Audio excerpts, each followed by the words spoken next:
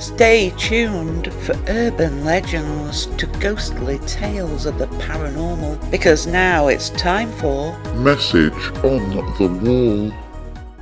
This is Message on the Wall and Disney Haunts.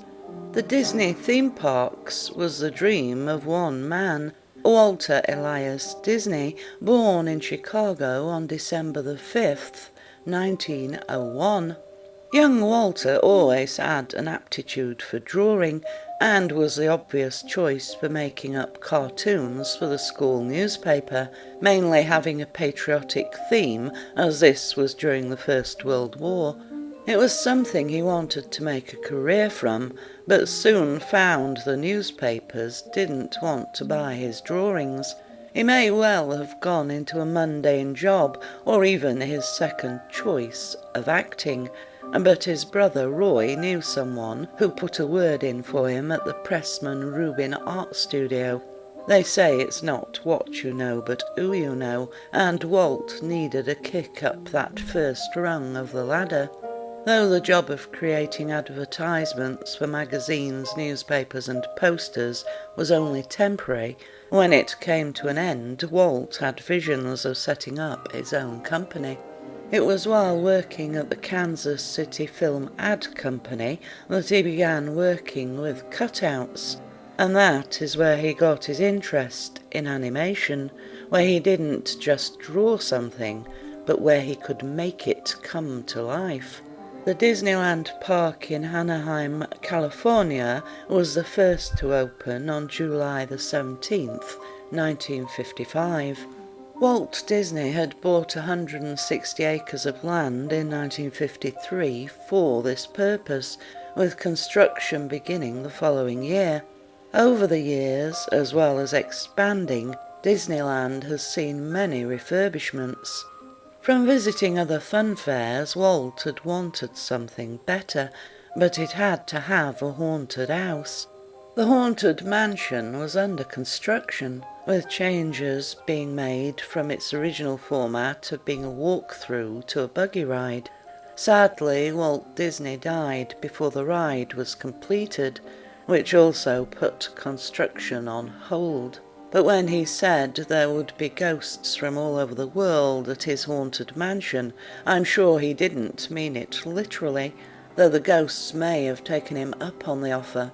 One spirit that seems to have taken up residence at the haunted mansion was there even before the theme park. It was in the 1940s that a small plane crashed near the site where Disneyland now stands, the pilot being killed on impact. The spirit of a man with a cane is thought to be this pilot, who is often seen by staff after closing. Moving machinery and some people just don't mix. We see this on a daily basis with the traffic on the roads. And so it doesn't matter how much control Disney have over their rides, there will always be some daredevil willing to take a risk. This was the case with a young man on the Haunted Mansion ride who wanted to get a closer look at the Seance Circle exhibit. Getting from his seat, he thought he was stepping out onto the black painted platform, not realizing there was a gap between. He fell 15 feet to his death, breaking his neck. Disney also gets hundreds of requests each year asking to scatter ashes from the ride, which with health and safety issues, these requests are refused. However, it doesn't stop some from going ahead.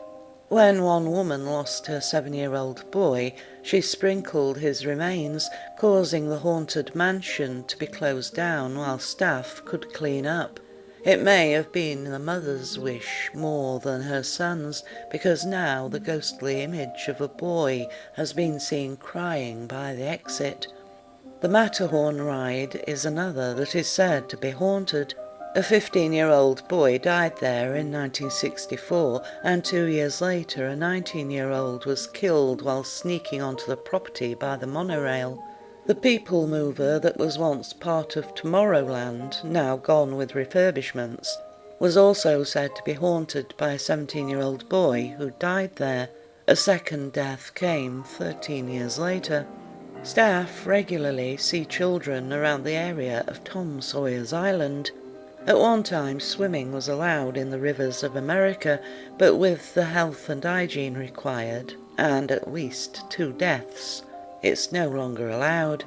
It was during a graduation party in 1973 that an 18-year-old boy died while swimming there, as swimming and alcohol certainly don't mix. 10 years later, another boy the same age died while trying to get to Tom Sawyer's Island on a raft. When it hit a rock, he fell in and drowned. Staff checking to make sure visitors were gone at closing time often see figures running around, but on closer inspection no one is there. And hauntings are not just at Disneyland, as Disney World also has its share of ghosts.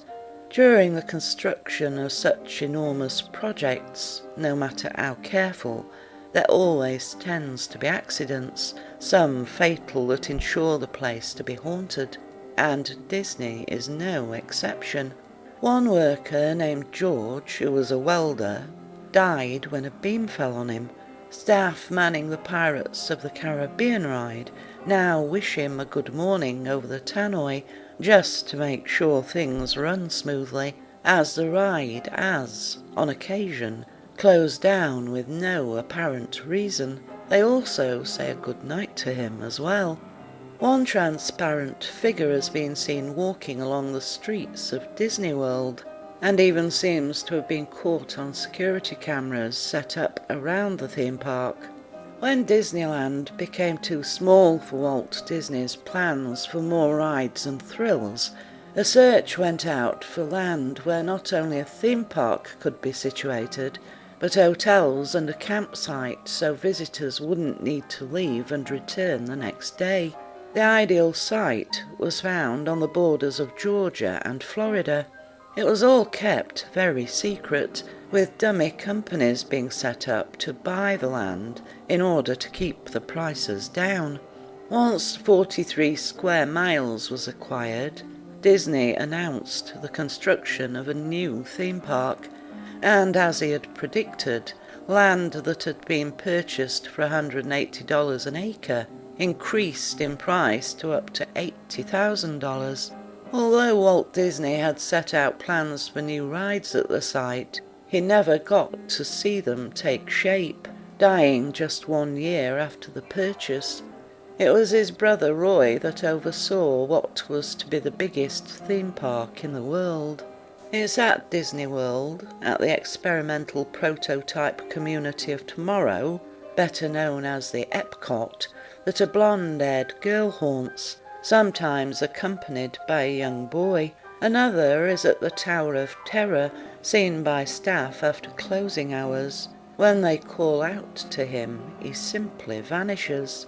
When Walt Disney died on December the 15th, 1966, he was cremated and his ashes placed at the Forest Lawn Cemetery in Glendale. But being a legend, it just wouldn't be right if there wasn't an urban legend attached to him. Rumours soon sprang up that with Walt being so forward-thinking and being so intuitive, that he had been cryogenically frozen, awaiting the day when a cure, or in his case, I suppose, a set of new lungs and a heart, could be found. There are various stories of him being stored in this frozen state in a secret chamber beneath the Pirates of the Caribbean ride at Disneyland, to him being hidden beneath the statue of himself and Mickey Mouse. There are also stories that he haunts Disneyland, most often at what was once his apartment above the fire station on Main Street. Even though he was gone, the place was kept clean, and when a member of staff went to dust, on leaving she saw the lights were on. She had been sure she had turned them off, but returned, switched out the lights, and was again leaving when she saw they were on again. Although this time she knew for certain she had switched out the lights, she returned yet again, but only to hear a voice say, "Don't forget," I am still here. Now they leave the lights on just for him. Personally, I would like to think that Walt Disney wouldn't want to leave his beloved park, and strangely enough, at Disneyland's haunted mansion, there is a rumour that the urn contains cremated ashes of a human, but no one knows who it is. Could it be Walt Disney? You have been listening to Message on the Wall, brought to you in association with Paranormal Parodies. You can find Paranormal Parodies at paranormal-parodies.com.